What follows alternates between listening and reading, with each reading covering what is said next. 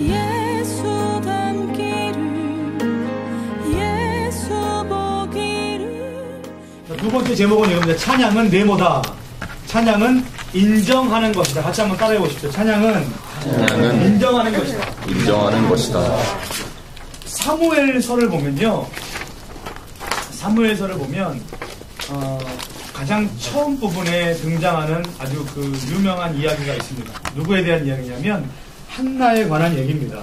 오늘 좀 말씀을 같이 좀 보도록 할게요. 그 4페이지 같이 보면 4페이지 보면 사무엘상 1장 6절 말씀이 기록되어 있습니다. 그죠? 한번 좀 같이 읽어볼게요. 시작.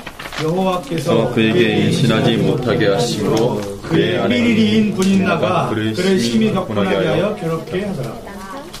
그의 적수입니다. 적수. 한 사람이 두 아내를 데리고 있습니다. 두 아내가 누구냐면 한나와 분인나고요. 한나와 분인나 중에 분인나에게만 지금 그 아이가 있습니다. 아들이 있습니다. 근데 이 한나는 사실 남편이 더 좋아하는 사람이에요. 근데 어떤 이유에서인지 모르겠지만 사랑을 더 많이 받으면 남편과 더 깊게 사랑을 하면 아이가 더 빨리 생길 것 같은데 생기지 않았단 말이에요. 그러니까 이 사람의 마음은 지금 상당히 속이 쓰린 상태. 이거는 내게 일어날 만한 일이 아닙니다. 남에게 일어날 수 있지만 TV에서 일어날 수 있고 드라마 속에서 일어날 수 있는 일이지만 이건 나한테 일어나서는 절대 안 되는 얘기인데 오늘 한나가 그 심정이란 말이에요. 그리고 아들을 가진 분인나를 바라보는 마음이 적수입니다. 적수. 그러니까 자기의 마음 상태도 그를 적으로 보고 그 분인나의 행동도 지금 적으로 행동하고 있습니다. 자기는 자녀가 있다고 해서 막 충동질하기 시작합니다. 야!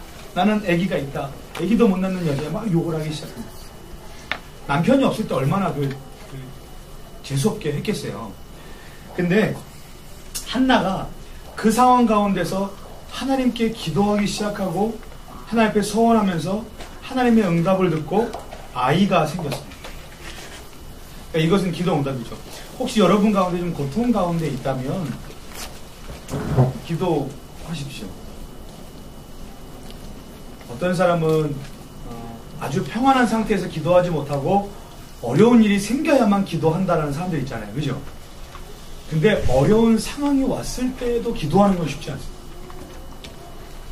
만약에 막 자기가 감당할 수 없을 만한 막 엄청난 일이 눈앞에 벌어지면 그 순간에 일을 해결하려고 그러지 기도할 수 있는 마음이 생기지 않습니다. 어떤 병이 자기를 찾아왔다고 생각해 보십시오. 그 병을 위해서 기도하시겠습니까? 기도할 수 없습니다. 엄청나게 감기가 걸렸어요. 진짜 죽을 것 같아요. 남들은 그냥 보통 감기라고 하지만 자기가 감기로 누워 있습니다. 그 상황에 기도할 수 있겠습니까? 아이고 아파. 아이고 아파. 이 얘기밖에 없습니다. 근데 오늘 한나는 자기가 고통스러운 순간에 하나님을 찾아갔고 하나님께 기도하는 순간에 응답을 받았습니다. 근데 응답을 받고 나면 사람들이 그 취하는 태도가 있는데 뭐냐면 나 몰라라는 거예요. 그러니까 히스기야가 맞나요? 그 연장받은 사람이, 생명을 연장받은 사람이 잘못한 게 하나 있는데 뭐냐면 하나님께 그렇게 기도했고 생명을 연장을 받았는데 감사하지 않았어요. 그러니까 하나님이 지금 내 형편을 뭔가 이렇게 잘 어떻게 인도해 주시고 내가 잘 풀렸습니다. 그 상황에서 다시 하나님을 찾아가서 하나님을 찬양하고 고백하는 건 쉽지 않은 일이에요. 왜냐하면 태평해졌기 때문에. 근데 한나는 그 어려운 순간에서도 하나님께 기도했고 태평해진 순간에서도 하나님을 찬양했습니다. 그 찬양하는 그 핵심 구절을 오늘 우리가 좀 보기를 원하는데 사무엘상 2장 1절부터 10절부터 읽습니다. 시작. 한나가 기도하여 이르되 내 마음이 여호와로 말미암아 즐거워하며 내 뿔이 여호와로 말미암아 높아졌으며 내 입이 내 원수들을 향하여 크게 열렸으니 이는 내가 주의 구원으로 말미암아 기뻐함이니이다. 여호와와 같이 거룩하신 이가 없으시니 이는 주밖에 다른 이가 없고 우리 하나님 같은 반석도 없으시니이다. 심히 교만한 말을 다시 하지 말 것이며 오만한 말을 너희 입에서 내지 말지어다. 여호와는 지식의 하나님이시다. 행동을 달아보시느니라. 용사의 활은 꺾이고 넘어진 자는 힘으로 뛰를 뛰르라. 풍족하던 자들은 양식을 위하여 품을 팔고 줄이던 자들은 다시 줄이지 아니하도다. 전에 임신하지 못하던 자는 일곱을 낳았고 많은 자녀를 둔 자는 쇠약하도다. 여호와는 죽이기도 하시고 살리기도 하시며 수월에 내리기도 하시고 거기에서 올리기도 하시는도다. 여호와는 가난하기도 하시고 부하기도 하시며 낮추기도 하시고 높이기도 하시는도다. 가난한 자를 진토에서 일으키시며 빈궁한 자를 거름더미 위에서 올리사 귀족들과 함께 앉게 하시며 영광의 자리를 차지하게 하시는도다. 땅의 기둥들은 여호와의 것이라. 여호와께서 세계를 그것들 위에 세우시도다. 그가 그의 거룩한 자들의 발을 지키실 것이요 악인들을 검중에서 잠잠하게 하시리니 힘으로 쓴 사람이 없음이로다. 여호와를 대적하는 자는 산산이 깨어질 것이라. 하늘에서 우리로 그들을 치시리로다. 여호와께서 땅 끝까지 심판을 내리시고 자기 왕에게 힘을 주시며 자기의 기름 부음을 받은 자의 뿔을 높이시리로다 하니라. 네. 한나는 그 응답이 일어난 다음에 다시 하나님을 찾아가서 하나님을 찬양하는데 이렇게 고백합니다. 이 모든 말들을 이렇게 한마디로 좀 이렇게 풀어보면 이겁니다. 하나님은 우리의 전 생애를 주장하시는 분이십니다. 그러니까 1강에 우리가 이렇게 얘기했잖아요. 하나님은 창조자 되시고 우리는 피조물인데 그 관계에 대해서 잘 기억해야만 합니다라고 얘기를 했잖아요. 그런데 이 다음 말씀을 보면 2장 6절에 여호와는 우리를 죽이기도 하시고 살리기도 하십니다. 스올에 내리게도 하시고 거기에서 올리기도 하시는구나. 여호와는 가난하게도 하시고 부하게도 하시며 우리를 낮추기도 하시고 높이기도 하시는도다. 가난한 자를 진토에서 일으키시며 빈궁한 자를 거름더미에서 올리사 귀족들과 함께 앉게 하시는 분도 하나님이시다.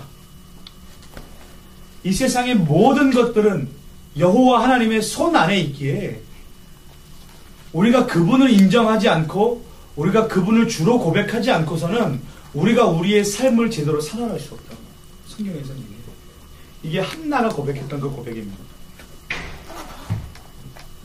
그렇다면 하나님께서 지금 한나의 상황을 잘 인도하셨으니까, 그죠? 없던 아이가 기도를 통해서 지금 응답으로 태어났으니까, 상황이 역전이 됐으니까 감사의 기도를 할 수 있는 게 아닙니까? 라고 물어보는 사람들이 분명히 있을 겁니다. 근데 다음 구절 같이 봅시다. 하박국 3장 17절을 좀 같이 봅시다. 하박국 3장 17절. 17절 같이 좀 읽겠습니다. 시작. 비록 무화과나무가 무성하지 못하며 포도나무의 열매가 없으며 감람나무의 소출이 없으며 밭에 먹을 것이 없으며 우리의 양이 없으며 외양간에 소가 없을지라도. 지금 참담합니다. 그죠? 상태가 참담한 상태입니다. 참담한 상태. 없어요. 없고 없어요. 재산이 없어요. 먹을 게 없어요. 팔아서 입어야만 할 그 돈들이 없습니다. 열매들이 없어요. 아무것도 갖고 있는 소유가 없는데 이 하박국 선지자가 얘기하는 건 나 더러워서 못 살겠습니다 라는 말이 아니라 18절에 보면 그럼에도 불구하고 나는 여호와로 말미암아 즐거워하며 나의 구원이 하나님으로 말미암아 기뻐하는 거다. 내 모든 기쁨과 내 모든 소망은 하나님께 있습니다라고 고백을 합니다. 남들이 보면 지질이 궁상처럼 살 수 있어요. 우리 집이 그래요. 내가 그래요. 그러니까 지금 내가 뭐 입을 옷이 없고 이렇다는 얘기가 아니라 우리 집이, 그러니까 내가 이렇게 어린 시절부터 살아온 걸 보면 정말 물질로 인해 상당히 많이 고민을 했어요. 여러분들도 안 그런 집이 한 군데도 없잖아요. 그 고통의 순간들을 그 순간에는 우리가 힘들다고 얘기를 하지만 지금을 기억해 보십시오. 그리고 그 전을 돌아보십시오. 그러면 우리의 인생 가운데 하나님이 만지시지 않은 건 하나도 없습니다. 때로는 장학금으로 먹이실 때가 있고요. 때로는 엄마가 생기지도 않던 보너스를 받아와서 생길 때가 있고요. 어떨 때는 누가 주는 그 음식을 통해서 내가 먹고 살 때가 있습니다. 그러니까 전혀 생각지도 못했던 사람들에게 배려를 받고 섬김을 받고 전혀 체험을 받지 못할 만한 곳에서 내가 체험을 받을 때가 있습니다. 그것이 물질로 하면 물론 이해가 금방 빠르겠지만 물질 아닌 것으로도 상당히 많이 있습니다. 내가 지쳐 힘들어서 만약에 뭐 고등부 예배를 드리는데 고등부에서 힘들어 있고 고등부에서 내가 막 싸웠는데 목요 찬양단에 왔더니 목요 찬양에서 공급을 받았더라. 어떤 사람은 목요 찬양단에서 막 긁히고 싸우고 힘든 순간에 어떻게 할 줄 모르고 헤매이는 순간에 청년의 모임을 갔더니 청년에서 나를 위로해 주더라. 하나님은요, 한 군데를 막게 하시는 분이시면 한 군데를 뚫으시기도 하십니다. 그 목적은 하나입니다. 하나님을 기억하는 것.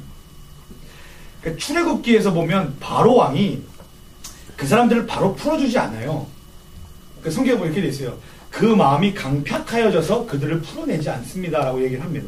근데 그 절대적인 이유가 뭐냐면, 강팍하게 하시는 이유가 뭐냐면, 내가 너희들을 이 땅 가운데서 인도해낼 여호와 하나님을 알게 하기 위함이라고 얘기를 합니다. 그 10가지 재앙이 하나하나씩 일어날 때마다 바로의 마음이 강팍해지면서 결국 하나님께서 말씀하고 싶으셨던 건 여호와 하나님이심을 드러내고 싶어 하십니다. 당장 먹을 물이 없는 거예요. 하나님이 하나님이심을 드러내고 싶어 하십니다. 반석을 치라 하실 때 반석을 치게 하시는 건 하나님께서 치라 하셨기 때문에 거기서 물이 나오는 거지, 그냥 생으로 반석을 쳤기 때문에 물이 나오는 게 아니에요.